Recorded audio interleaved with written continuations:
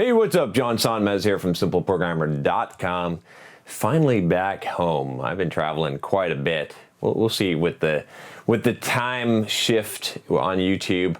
I don't know when this video will come out, but at the time of recording this, at least, I've been traveling.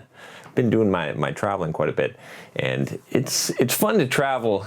But sometimes it's good to be home and to have a little bit of routine and to be able to get back into that and to be able to count on where you're going to be on a given day. And also to get some videos done. Man, it is sometimes hard to get videos done on the road. I found that the hardest thing with getting videos done on the road so far has been upload. It's trying to upload the videos. It's not even recording the videos, right? I can always record the video anywhere, right? But it's the upload. That's the bitch, really. All right, so what am I going to talk about today? Today is actually a book review day. I'm going to do a book review on a book that I read a while ago. I haven't had a chance to do the review on it. I've been waiting to do this. And it's a sort of a very, very interesting book. I've actually have not been reading as much lately. I was sick, I've been traveling, and I've been working on my Italiano. But I did complete this book. It is the audio version of it is a long book. It is a book by an author that I've read before. His name's Neil Strauss, and the book is called The Truth, or it's called Truth. Now, I'll admit to you, this book was a book that I was probably planning on not reading. I don't think I did a review on it, but I did read his book, Neil Strauss's book, The Game, which is probably what he's fairly well known for. I actually know a lot of people from that book in real life, which is kind of strange, right? But that's what happens when you do a lot of YouTube and you talk about guy stuff on YouTube. You end up meeting some pretty interesting people. So that's been somewhat interesting. But let's talk about this book here. So the first book, obviously, I think it makes sense to talk about that a little bit. The Game was about Neil Strauss going out and learning how to become essentially a pickup artist and his wild kind of story with all that. I'm going to give a little caveat here. I'm not 100% convinced that I believe all of his stories in either book. Now, writers have a license, at least I say they do, to, dramatize, fictionalize slightly stories to make them more interesting, to add a little bit to it. That's what writing is to some degree. Whenever someone says this is a true story, it's not really a true story as a writer, because a writer has a little bit of a writer's license. At least I find that to be true. Some people disagree and say, oh no, that's ridiculous. But you know what? I kind of take that with anything that I read, just to assume that there's probably a little bit of a writer's license going on here. The reason why I say that is because some of the stories, obviously in The Game, are pretty fantastical, and also in Truth, okay? Now, what is Truth about? What is this book about?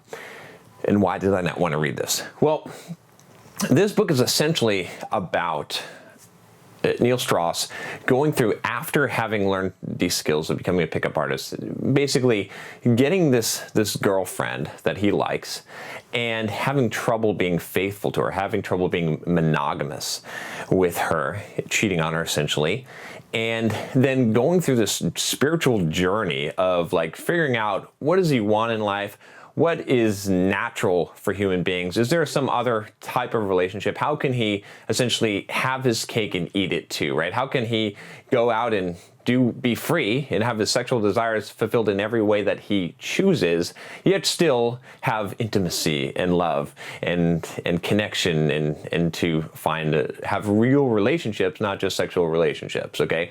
Some of you are like, whoa, I didn't know I was getting into this. Well, you're getting into this. This is a Simple Programmer YouTube channel. We talk about all kinds of shit here. we don't avoid shit and just like say, whatever. We talk about it. So the same thing with book reviews. So that's basically what the premise of this book is. Pretty interesting. Now, when I read the reviews, when I was first looking at this book, the reason why I didn't want to read this book is because it just sounded like this kind of like him going out and him suddenly going from pickup artist to sort of pulling a Max Tucker, right? If you've, no offense to the guy, but he kind of pulled this whole switcheroo like, oh, just kidding, it's not cool to be an asshole. It's actually cool to not be an asshole, because now that I have a family in all this and I want my reputation back, I'm gonna say I'm sorry about being an asshole later or earlier. Okay.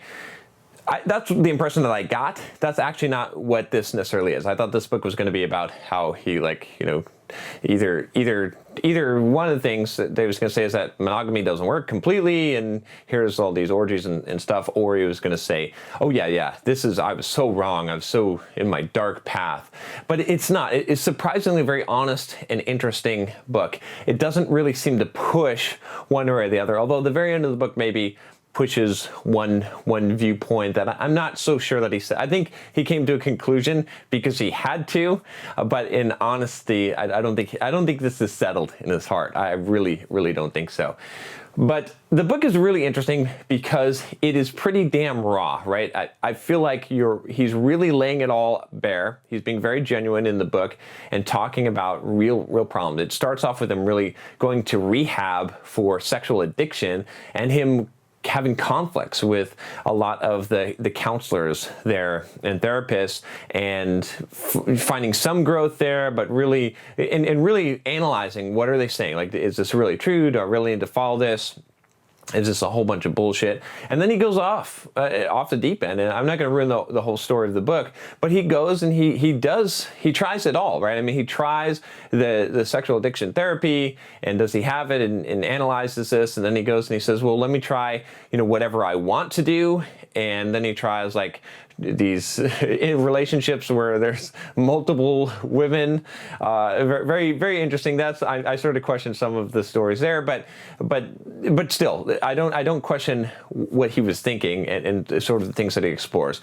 So I think this is a really critical book. I think, honestly, this is a book that at least every guy should read. I don't know if it's so critical for women to read this book, although it may help to understand what most guys, the psychology that's happening inside their head, what it is, what it looks like in the sexual landscape, because I think he's pretty bluntly honest, and I would have to say that most guys struggle with some of these same things and these thoughts that he does in this book.